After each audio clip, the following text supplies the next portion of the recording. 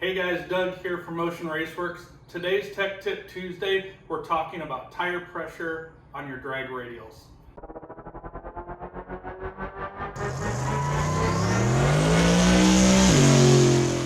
So drag radials, if you're new to them, act completely different than a slick tire. You don't just bolt them on and run them. There's shock combinations, there's a lot of suspension geometry changes. Essentially, the main difference between a drag radial and a slick is a slick, you're going to have the car squat and the tire is going to wrinkle up and you want some wheel speed to get going.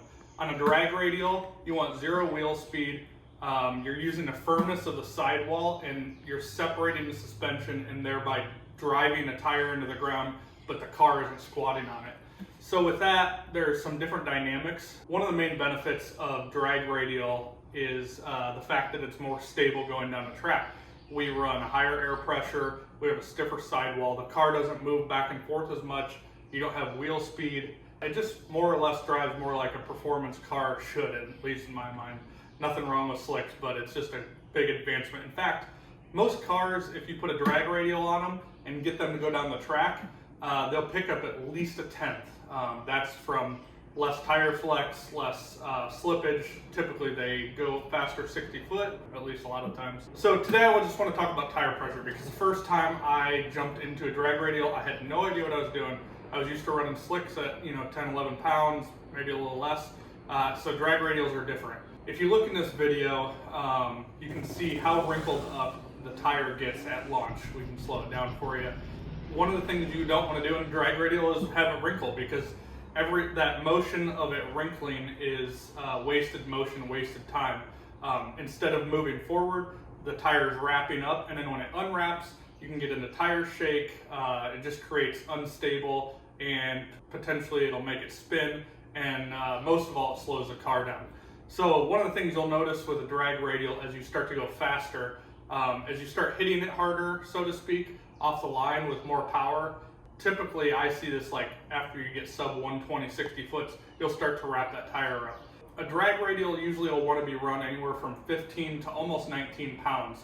A lot of this is very dependent on the weight of the car, how much horsepower it's putting down, the suspension setup, etc. For instance, I've ran real light cars where they like 15 pounds of tire pressure, but they're also not like super fast as 60 foot. Could you go a little bit higher? Potentially. My car, I run 16 and a half now.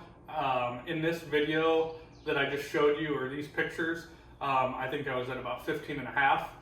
So that was before I really started getting aggressive with it down here in Bradenton. Justin Martin in his LDR Nova, that's a 3,300 pound car. He runs 18 and a half pounds of air pressure.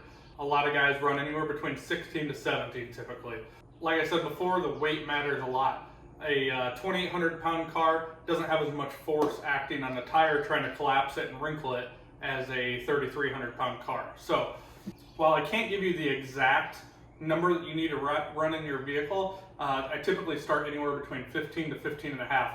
And as long as you have somebody videoing or taking pictures, you can see that tire, if it's wrinkling real bad, add a half pound at a time. And then eventually you'll get up to a point where it's not wrinkling it, and that's pretty much the ultimate goal. It's going to create stability. Like I said, it's going to create faster 60 foot times. Sometimes when they wrinkle, the car will want to wheelie because it's really cushioning it and going up. It's kind of something you have to chip away at. Another thing that will affect the dynamic of the tire and how much pressure you need to run are bead locks or non-bead locks. Now I have several videos before that we talk about bead locks. They're essential on a drag radial car to work properly and be safe. That actually stiffens the sidewall up. So a car with bead locks can have a different tire pressure than a car without bead locks. But again, you're gonna have to try for your own combination depending on power and weight level and the track that you're on. Sometimes I will actually drop down about a half a pound on a less prep track, and that'll give a little bit more forgiveness. If it's not a glued radial prep track, that helps substantially. If you haven't watched my previous video, tech tip video about burnouts, that's another huge piece of a drag radial. So it's more than tire pressure, it's heat, it's how much glue is on the track, it's how you do your burnout. So that's going to be in the description below. Make sure to check that out. That's another integral part of drag radials and performing well.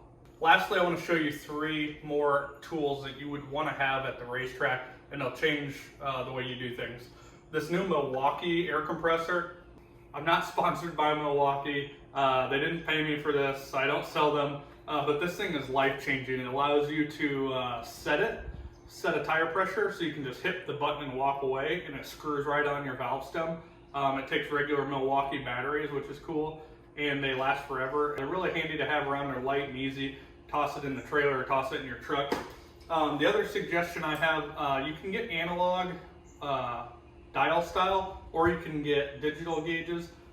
I've had 2 digital gauges fail this year, and then I've also had them run out of batteries a whole handful of times. So I prefer analog. Just make sure you get a nice gauge that has increments so you can actually see if you're an eighth or quarter pound off. And then people forget about the significance of tire cover. We sell these, they're cheap and easy.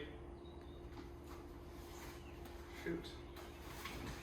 These tire covers, they have suction cups on the back, and what you're going to want to do is put it on the side of your car that the sun is affecting.